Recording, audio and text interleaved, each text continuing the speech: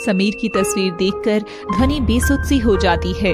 उसकी आंखों से ना तो आंसू निकल रहे थे और ना मुंह से कोई शब्द। वो बस एकटक समीर की तस्वीर को देखे जा रही थी। तभी जूही ध्वनि के पास आती है। भाभी, उस एक्सीडेंट में हमने भैया को खो दिया है। पता नहीं भगवान ने हमारे साथ ऐसा क्यों किया। हमारे हंसते खेलते परिवार को न जाने किसकी नजर लग गई।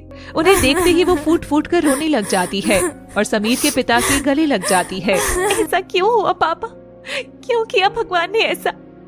अगर ऐसा ही करना था तो हमें इतने सपने क्यों दिए और मुझे क्यों जिंदा छोड़ दिया हर रोज मरने के लिए?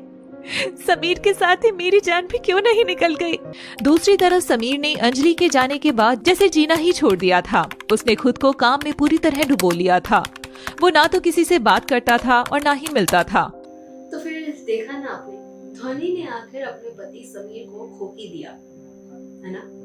तो फिर मैं प्राची शुरू करते हैं आज का व्लॉग।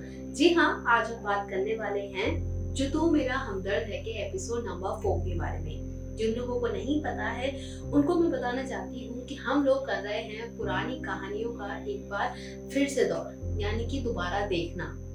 जो हमारी कहानियाँ बहुत अच्छी रही हैं, बहुत प्यारी रही हैं, एक बार हम फिर से उसे जरूर देखें। तो फिर हम लोग शुरू करते हैं आज का एपिसोड, यानी कि एपिसोड नंबर 4। जी हाँ, जैसे आपने पहले देखा कि ध्वनि को पता चल चुका है कि उसने समीर को खो दिया है। कहा ही था कि लाइफ बहुत ही ज्यादा अनप्रेडिक्टेबल है। पहले उसके परिवार वालों ने उसको बताया नहीं था क्योंकि वो उस कंडीशन में थी नहीं। अब वो जब अपने घर आ गई है, उसने जब समीर की फोटो दीवार पे टंगी हुई देखी है तो उसको भी बहुत झटका सा लगा है। कितना अजीब होता है ना, अपने पार्टनर को हम आप इतने टाइम से याद करना, साथ ही साथ अपने बच्चे को जो जिसने अभी तक जन्म भी नहीं लिया है उसको खो देना। कितना ज्यादा बड़ा दुख है ना। वहीं ऐसा दुख एक बीवी को तो जरूर होगा, लेकिन क्या माँ को भी उतना ही दुख होता है? माँ को तो बल्कि उससे ज्यादा दुख होता है। एक माँ ने अपना बेटा खोया है तो क्या माँ जो है वो अपनी बहू पे इल्जाम लगा रही कि भाई जो भी हुआ वो तेरी वजह से हुआ है और इसमें तेरी गलती है? क्या सास कहीं ना कहीं इसमें गलत है कि वो अपनी बहू को इस तरीके से बोल रही है? और पर ये जो भी पूरा सिनेरियो हुआ था, पूरा ये जो सिचुएशन हुई थी, क्या सच में ये चीज ध्वनि की वजह से हुई? नहीं ना। तो फिर सास अपनी बहू को कैसे दोष दे सकते किसी भी चीज के लिए? वही समीर की जो माँ है, देखा जा रहा है कि जो ध्वनि है उससे बहुत नफरत कर रही है, उसको पसंद नहीं कर रही। ध्वनि जो है काफी मनाने की कोशिश करती है, अपनी सास को समझाने की कोशिश करती है। वहीं उसके पापा भी, उसकी बहन भी, सब कोई समीर की मम्मी को समझाने की बहुत कोशिश करते हैं कि भाई जो भी चीज थी वो लिखी गई थी, उसको होना ही था और वो हुई, तो इसमें ध्वनि की गलती नहीं है। लेकिन क्या जो है समीर की माँ इस चीज को समझ पाएगी? तो इसी को लेके एपिसोड नंबर 4 है। देखेंगे हमारी जो ध्वनि है वो इस चीज को कैसे संभालती है। वहीं आगे बात करते हैं करण की। करण को भी पता चल चुका है कि उसने जो है अंजलि को खो दिया है। तो जो है करण भी काफी ज्यादा परेशान है। उसको लगता है यार भाई होता ही है, जिस इंसान से आप शादी करने वाले हो, जिसके साथ आपने इतने ज्यादा सपने देखे हैं, एकदम से वो इंसान चला जाए, कैसा लगता है ना, पूरी जिंदगी खाली खाली सी लगने लगे। वैसा ही कुछ करण के साथ भी हो रहा है। करण अपने आप को काम में इतना ज्यादा बिजी रख रहा है। कभी कभी वो अंजलि के एनजीओ जहाँ पे अंजलि काम करती थी वहां भी जाया करता है, ताकि उसकी जो फीलिंग है उस पर आती रहे, वो याद करता रहे अंजलि को कि ये किस हद तक ठीक है। ये आप मुझे बताएंगे कि क्या हम अपने पार्टनर को जिंदगी भर याद रखें, खुद को सजा देते रहे उसकी, क्या ये सही चीज है? या हमें जैसे जैसे टाइम बीतता जाए हमको अपने जख्मों को भरना चाहिए?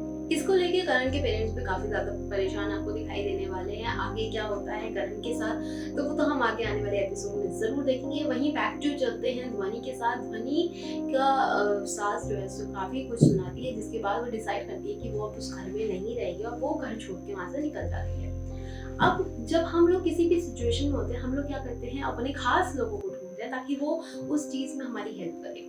ऐसे ही एक दोस्त ध्वनि को भी मिली, प्रिया।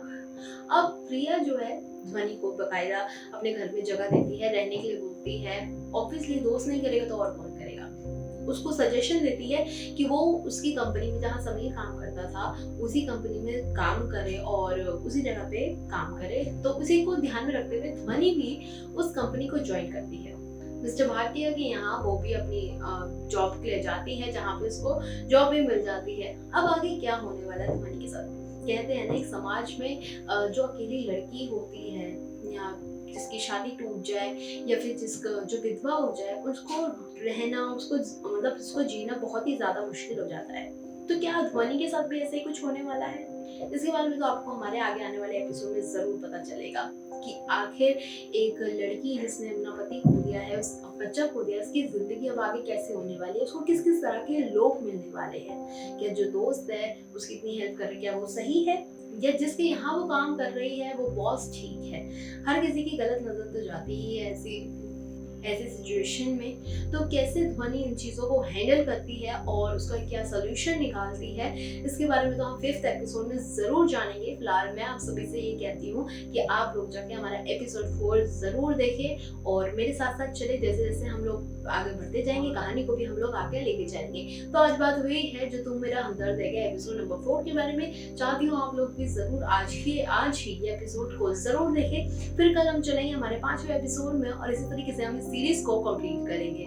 बता दो आप लोगों के लिए नई नई कहानियां आ रही हैं, कहानीबाज पे भी कहानियां आ रही है, उन कहानी को भी जरूर पसंद करना और ढेर सारा प्यार जरूर देना है। कल मिलते हैं हमारे एपिसोड नंबर 5 के साथ। तब तक के लिए आप लोग भी देखते रहिए एनएम। क्या बिखरी हुई जिंदगी दोबारा समेटी जा सकती है? क्या ध्वनि के चेहरे पर फिर से पहली वाली मुस्कान वापस आएगी कभी, या खुशियां उसकी जिंदगी में कभी दस्तक ही नहीं देंगी? इन सारे सवालों के जवाब जानने के लिए देखते रहिए जो तू मेरा हमदर्द है कहानी का अगला भाग सिर्फ अपने चैनल लव सिटी पर।